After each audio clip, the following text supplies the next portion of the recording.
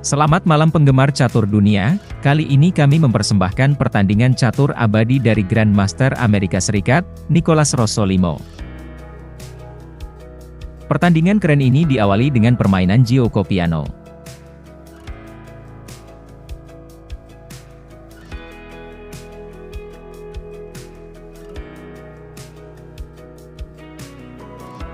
Pertandingan berlanjut dengan pion ke C3, kuda F6.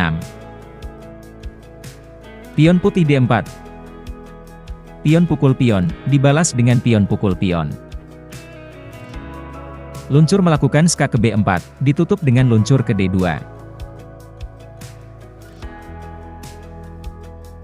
Luncur makan luncur, kuda putih menyantap luncur. Hitam lalu mendorong pion ke D5. Dan setelah membarter pion di petak D5, Nicolas Rossolimo kemudian mengeluarkan ster ke B3. Hitam mengantisipasi dengan langkah kuda ke E7, putih kemudian mengamankan Maharaja dengan langkah rokade pendek. Pion maju ke C6, benteng E1. Hitam langsung melakukan rokade pendek, Nicolas Rossolimo memajukan pion ke A4.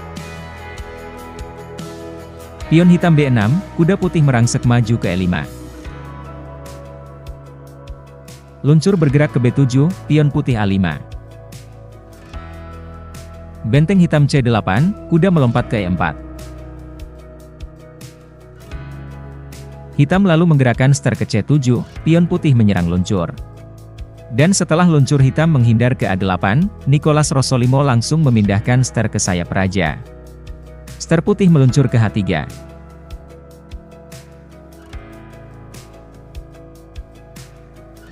Kuda hitam menyerang ster, dijawab oleh Nicolas Rossolimo dengan pergerakan ster ke G4.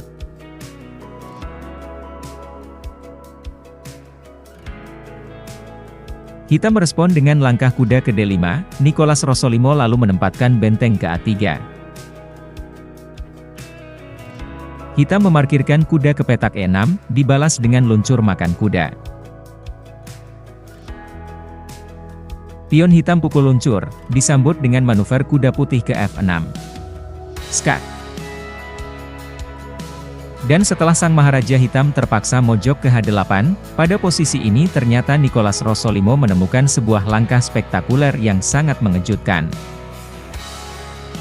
Apabila kawan-kawan ingin, silahkan hentikan sebentar video ini, dan coba temukanlah manuver kejutan dari putih.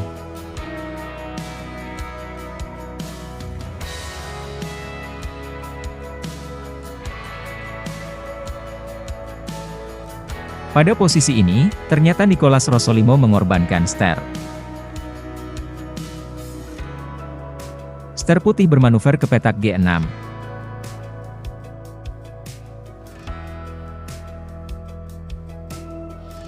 Apabila pada posisi ini, hitam menggerakkan pion makan ster, maka skakmat satu langkah, benteng putih ke H3.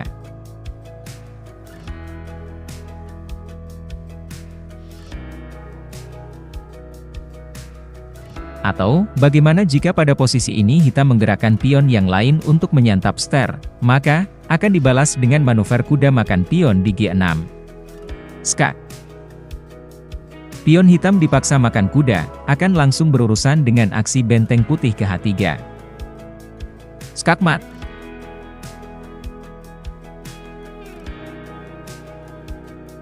Karena alasan-alasan itulah pada pertandingan aslinya, setelah manuver ster putih ke petak G6 ini, hitam tidak berani menyantap ster. Hitam mencoba mempertahankan diri dengan melangkahkan ster ke petak C2. Akan tetapi, setelah Nicolas Rossolimo melanjutkan pertempuran dengan langkah benteng ke petak H3, pada posisi ini hitam akhirnya menyerah. Hitam terpaksa menyerah, karena ia menyadari di posisi ini sang Maharaja sudah mustahil untuk diselamatkan. Sebagai contoh, jika pada posisi ini hitam mencoba melanjutkan dengan langkah ster makan ster, maka kuda putih makan ster. Skak. Pion hitam wajib makan kuda, akan langsung berhadapan dengan manuver benteng putih makan pion di H7. Skakmat.